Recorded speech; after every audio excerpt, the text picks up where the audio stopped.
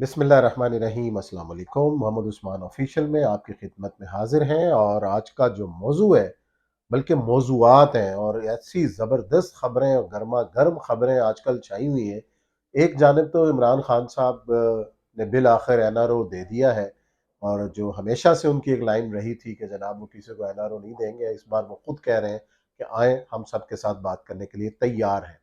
खान साहब बात करने पर मजबूर क्यों हुए, किसने मजबूर किया, और खान साहब से बात कौन करना चाहता है और कौन नहीं करना चाहता, ये सवालात के जवाब आज हम तलाश करने की कोशिश करेंगे।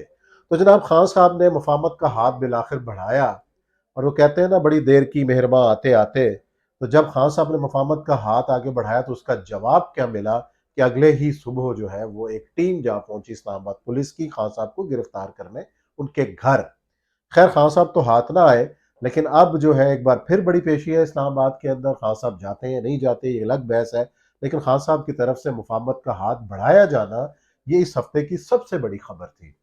और उन्होंने ये कहा कि आइए बैठ के बात करने के लिए तैयार, और यहां तक कहा कि मेरे ऊपर जिन्होंने हमला करवाया मैं उनको भी माफ करने के लिए तैयार हूं।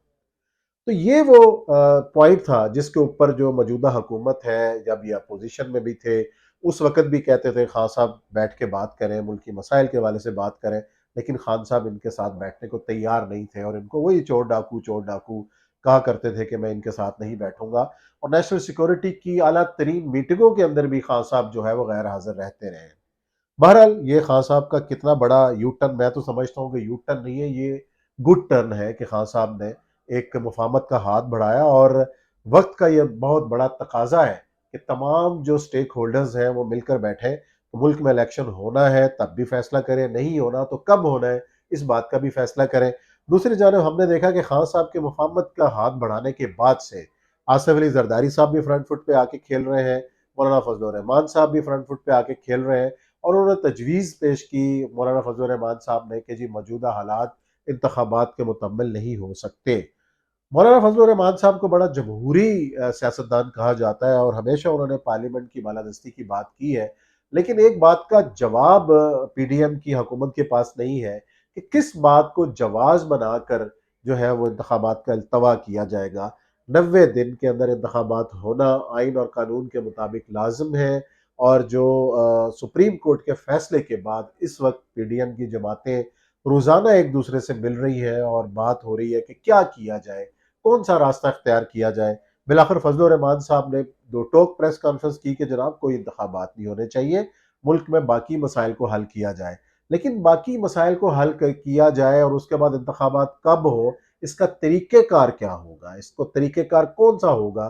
कि क्या सुप्रीम कोर्ट का एक बार फिर दरवाज़ा खटखटाया जाएगा कि जनाब आपने जो फैसला किया है इसको रिव्यू कर दें।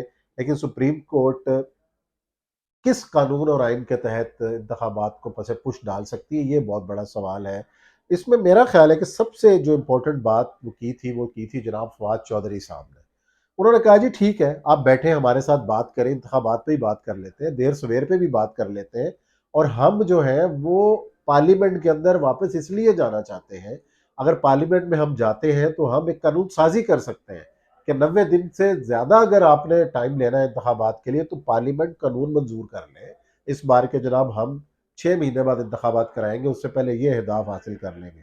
तो ये एक बड़ी पेशकश थी फवाद चौधरी साहब की जानिब से। जाहिर है उन्होंने अपनी राय तो नहीं दी होगी, पाकिस्तान तरीके इंसाफ की मुशावरत से, अपने लीडरान की मुशावरत से उन्होंने ये बात कही होगी। तो बहरहाल बड़ी इंपॉर्टेंट जो है वो चीज़ें आगे बढ़ रही हैं, और आने वाले जो हफ्ते हैं वो बहुत ही अहम है इस हवाले से, जहां खुद मुस्लिम लीग नून और पीडीएम की हुकूमत एक इंतहाई सख्त फैसले करने जा रही है। चेयरमैन नैब नए आ चुके हैं और एक जनरल साहब, रिटायर्ड जनरल साहब आए हैं, और वो नैब को किस तरीके से चलाते हैं। और जिस तरीके से आफ्ताब सुल्तान साहब ये कहते हुए इस्तीफ़ा दे गए कि उनके ऊपर ऐसा दबाव था, उनको ऐसे काम करने के लिए कहा जा रहा था, जिसकी वजह से उन्होंने इस ओहदे को छोड़ने में ही आफियत समझी। क्या जनरल नज़ीर भट्ट साहब जो है वो तवक्कुआत पर पूरा उतरेंगे, और क्या इस इदारे को एक गैर जानिबदार और हकीकी एहतसाब का इदारा बनाएंगे?